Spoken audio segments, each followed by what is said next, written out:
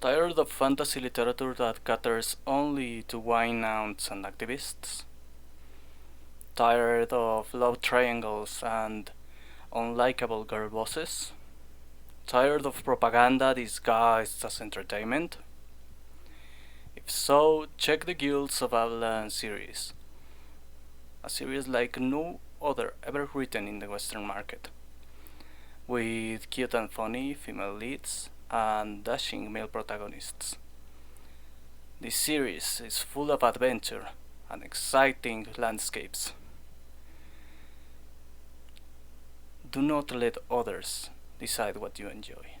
Look for what you enjoy. If you are interested, the link is in the description. Hello, Leonardo Cornejo here with another video. Today I want to talk about something that I didn't really make much plan to talk about, but well, here is the thing. First of all, August I got sick, so I didn't record a Daigo video because I was feeling under the weather. And September, something happened. I think you know what I'm talking about. It was September 10th. I really didn't feel mentally stable for that, so basically I'm recording the only video for this month, and I go in indefinite hiatus until I feel better. I didn't even plan much about the script for this video, so I will be basically ad-libbing most of it, but I want to talk about adaptations and why people who alter them are not acting in the best interest of authors, and neither authors nor audiences should tolerate it. First of all, this video is mostly inspired by something that I found out last week. It was an interview with the screenwriter for Bocchi The Rock. This feminist bitch, it's the best way to describe her, decided to remove specific fan service scenes from the adaptation by calling them noise, and that's the problem. She basically arbitrarily and out of spite mostly, because she didn't like that, because she's a feminist, decided some parts of the series had to be censored. For example, there is this bad scene where Bocchi is wearing a swimsuit. What kind of subnormal imbecile would wear a swimsuit in a bath at home? And that was because this screenwriter decided it was noise to show her undressed. This brought a lot of controversy in Japan, because other authors started to suspect maybe the alterations made were in bad faith, just like that. As far as I know, so far, recently, the author of Bocchi The Rock has said nothing about it. And here's the problem. Many authors avoid voicing criticism over such alterations, or even speak praise of them, because they don't want to be blacklisted. That's the thing. They don't want to be blacklisted. They don't want to be rejected. They don't want to get in trouble. And believe it or not, you can get blacklisted. You can get in trouble for saying, look, I don't like the fact that you changed this. I don't like the changes you made. I don't approve. And I think it's a disgrace to my work that you altered it. Especially if the work is already done. If the person is important or is working for an important studio. And if you are not a big author, you have a harder time opposing alterations to your work. But I think we shouldn't tolerate it. I think neither authors nor audiences should tolerate alterations from the source material, particularly malicious ones. An example is this one, the case of Bocchi The Rock. But for example, there are others. There was mentioned the author of Konohana Kitan, who mentioned that some scenes were removed from the anime adaptations which were found in the manga because they were noise. and the author started to wonder if there was an ulterior motive. Or, for example, a case that many have mentioned, the case of Chainsaw Man, where the director unilaterally, because he considered the source material to be stupid, decided to make it more intelligent, more serious, more mature, changing the tone entirely, changing the style, and many didn't like it. Because the truth is, actually, that Chainsaw Man is a story about dumb and senseless violence with a very stupid protagonist on purpose, written by someone intelligent, by the way. Someone intelligent enough to make an entertaining, stupid protagonist. That's something someone intelligent can do. The idea is that it's senseless, violent, emotional, visceral. It's not supposed to be philosophical or serious. And the director, Fart Sniffer, decided to alter it.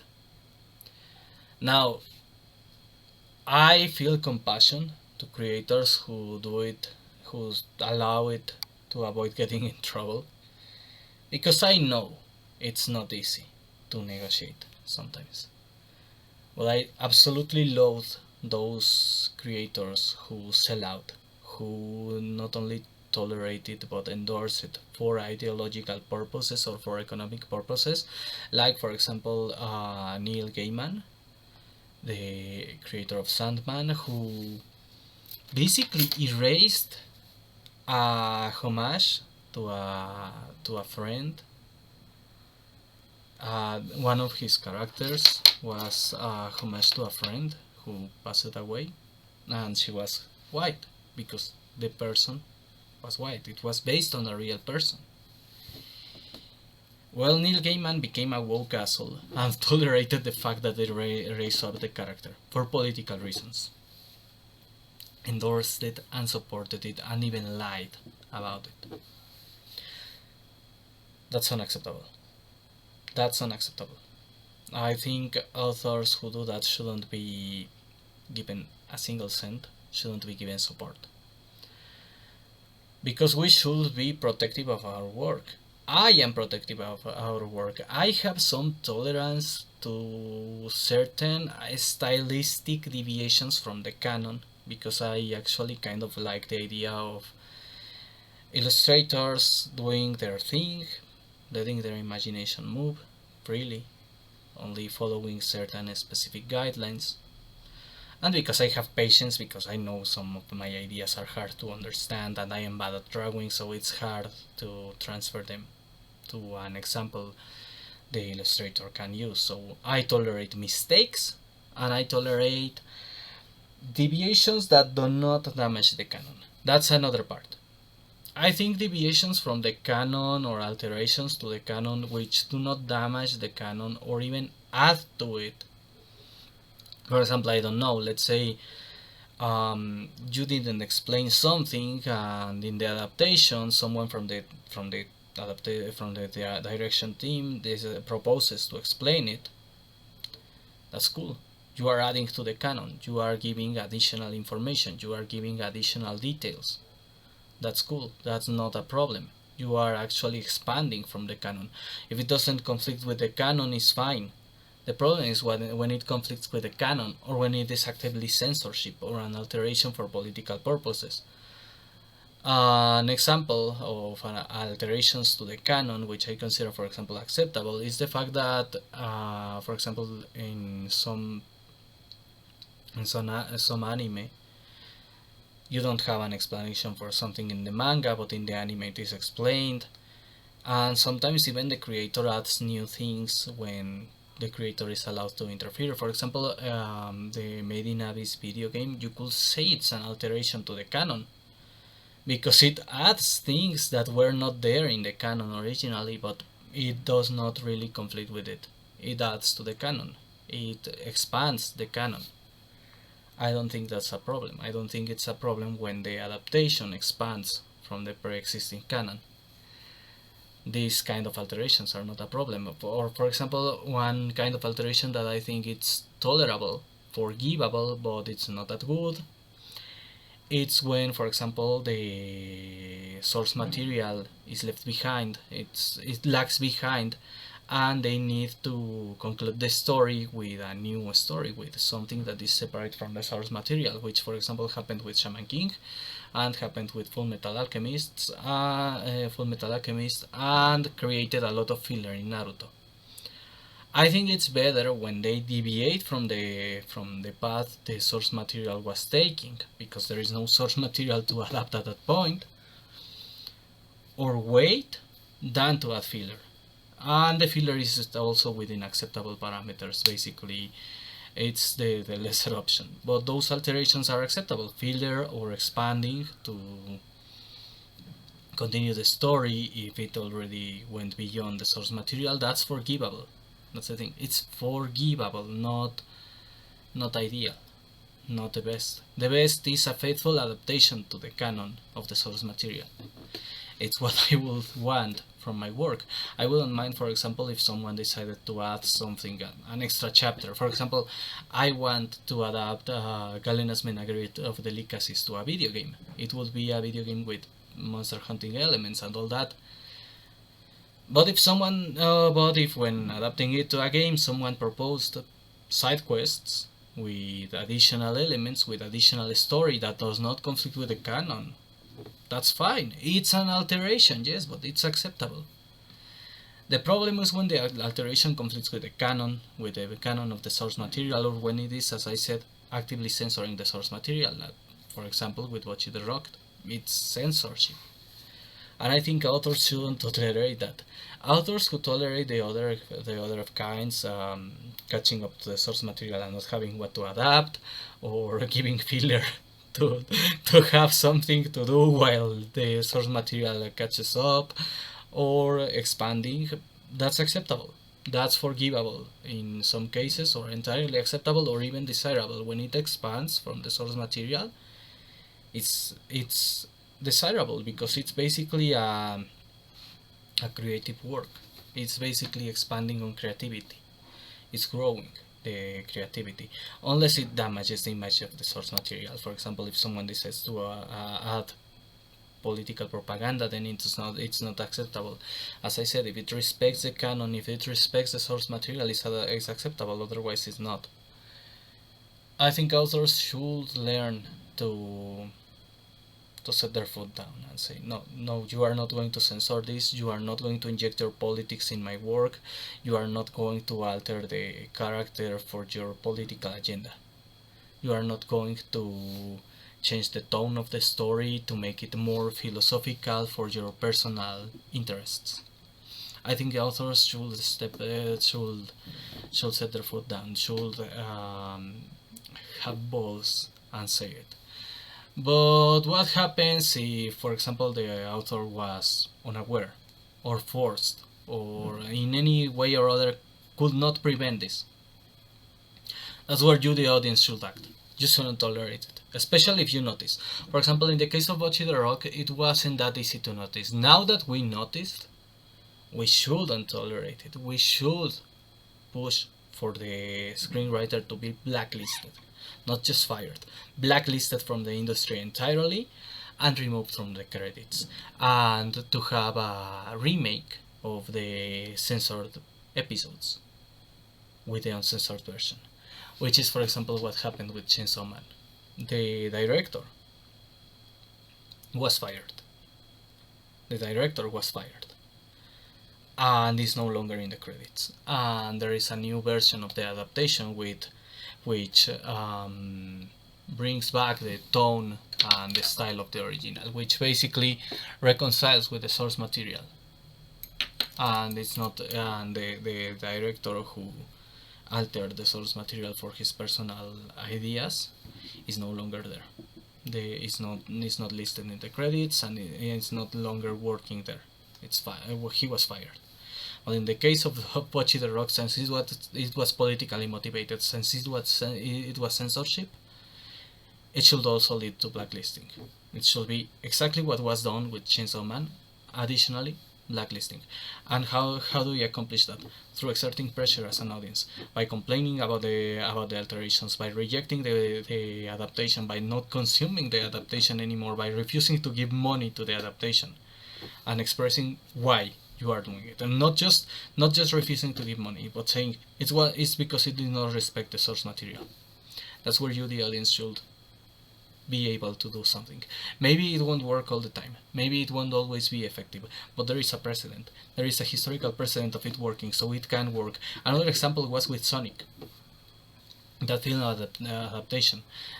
The original CG version of Sonic was horrible, was hideous, and people didn't like it. And if they had not complained, that's what we would have seen on the screens. But instead, we had an improved version. They literally had to re-record everything, the digital parts at least, to fix it. But they did it. They reworked the design. You could say, well, but it was easier. Yes, it was easier because it was basically just changing the digital animation part. But the thing is, audiences have power here. They can force companies to respect the source material. They can force even to punish those who did not respect it, which is the case with Chainsaw Man and with Bocchi The Rock, and probably with other things that you have seen censored or without the alterations to the mood. For example, there are alterations from the source material that have gained a lot of infamy, or that have been controversial, even though there has not been much impact in the rejection or in the controversy. For example, the adaptation of Tokyo Ghoul. The anime has been very controversial, particularly the seasons that were made after catching up with the manga. The anime continuation didn't follow the manga, deviated from the manga in many parts. In general, the anime deviated from the manga to the point that if you talk to any fan of Tokyo Ghoul, they will tell you, read the manga, don't watch the anime. That's what I did, because every single fan of Tokyo Ghoul I met told me that. Read the manga, don't watch the anime, because the anime is not faithful to the manga, and the manga is better. Another example would be Kuroshitsuji. And this one really bothers me, because I really liked both, but I particularly like the manga a lot more. Kuroshitsuji deviates a lot from the manga because it caught up with the manga, but also because they started to try to appeal to Fuyoshis. God damn it, that's a terrible idea. Even worse is trying to appeal to Yuri Tards, but appealing to Fuyos is a terrible idea if the source material is not like that. Specifically, if the source material is not like that. For example, you have plenty of yaoi works which are made to appeal to Fuyos, and it's not an attack directly entirely on Fuyos, only on the toxic ones. But the thing is, for example, you have Loveless, which is a very successful work which is made to appeal to Fuyos in the source material. Adapt that. Don't try to appeal to Fuyos in something that was not made with that intention. And never under any circumstance try to appeal to Yuri Tards. They are really disgusting people, to be honest. They are really horrible. They are really disloyal, abusive, antisocial audience. The audience that is probably one of the most loyal, and it has shown, lolicons, to be honest. They are extremely loyal and extremely profitable, and an example of that is Made in Abyss. Another example is Blue Archive. And they are also very protective of their hobbies. And there are other audiences that are extremely loyal and profitable, but that one is one I'm part of. So it's very personal, and I have seen it firsthand how loyal they can be and how profitable they can be. Because I have given plenty of money just because of a cute one. So yeah, that's why I make what I like. That's part of why I do it. But my problem, for example, with the adaptation of Kuroshitsuji, even it wasn't bad. Despite the yaoi bait, it wasn't bad. The problem is that it really deviates a lot from the manga, and the manga is much better. When it started to deviate from the manga, and now they have tried to course correct with adaptations of the arcs that were in the manga after the anime coughed up, but it even feels weird. It even feels weird because they deviated a lot. They literally, the second season is something entirely separate, entirely distinct, and it was controversial among fans because, but forgivable, as I say, forgivable because they kept up with the manga, and because it wasn't that bad. But it was controversial because it deviated a lot, and because it focused on fan service to Fuyos, which was not the intended idea of the manga. So it's weird. It feels off. It's not that bad, but it feels off. So yeah, it can be controversial. As I said, those examples were two in which there was not much impact from the controversy. But for example, in the case of Tokyo Ghoul, fans are doing the right thing because they are saying, don't watch the anime, read the manga because the manga is the good one. And that directs to the manga without supporting the anime. And that's something you can do with those adaptations if they are not that bad. If they are within forgivable parameters, you can redirect to the source material. If they are unforgivable, like Chainsaw Man, like Bocchi The Rock, you go and say, no, go fuck yourself, you need to fire that fucker who did this. And in the case it's censorship, in the case it's politically motivated, blacklist that fucker too, because they will do it again.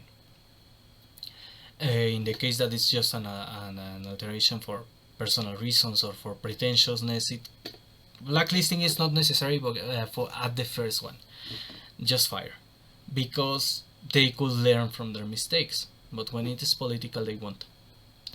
And if it's a repeat offense, the third strike and they are out. They should be blacklisted if they do it 3 times. And this is also something that should be done, for example, with localization, not just with adaptations, but also with localization, because in localization we have a serious problem with this, and I have talked it before in other videos, so I won't elaborate much here, but applies to localization too. We should exert pressure, and it's getting bad because Japanese companies are actually allowing it or even encouraging it. And right now we have censorship at the source, alterations at the source, so the localizer case basically gets away with it. They are hiring Katrina Lonudakis to do localization officially in-house. It's horrible. The situation with localization is much worse. In fact, it's the reason I became a translator. Many don't know it, but the reason I became a translator is because I hate localizers and I don't trust them. Because most localizers behave like that, don't respect the source material, and I didn't want that for my work. Then turns out translating to Spanish was unprofitable, so I stopped translating my work entirely. But when it becomes profitable, if it becomes profitable, I am the one making the translation, because I don't trust Spanish localizers either. I basically don't trust Spanish localizers or English localizers, and therefore I don't trust Spanish translators or English translators. I don't trust them with my work, which are the two languages I handle. I would trust some Japanese translators, but I will be the guy paying, so I will make sure if they make an alteration they are fired and blacklisted. That's how it works with me. I think authors should demand respect for their work. I think audience should demand respect for their hobbies. And I think we need to fight back. And we can fight back. But we need to get tougher. Because being nice, being friendly is not working. We of course cannot commit crimes and should not commit crimes. And I am not calling anyone to commit crimes in case some idiot thinks I am doing that. But you need to get more aggressive. You need to demand firing and blacklisting, because that's the kind of aggressive I am talking about. We need to be hostile. We need to remind the company they owe us, not us to them, because we are the ones paying. Not aggressive in the sense of physical violence, of material violence, not aggressive in the sense of committing a crime, aggressive in the sense of being unforgiving and assertive. Well, that's it for today. Have a good one.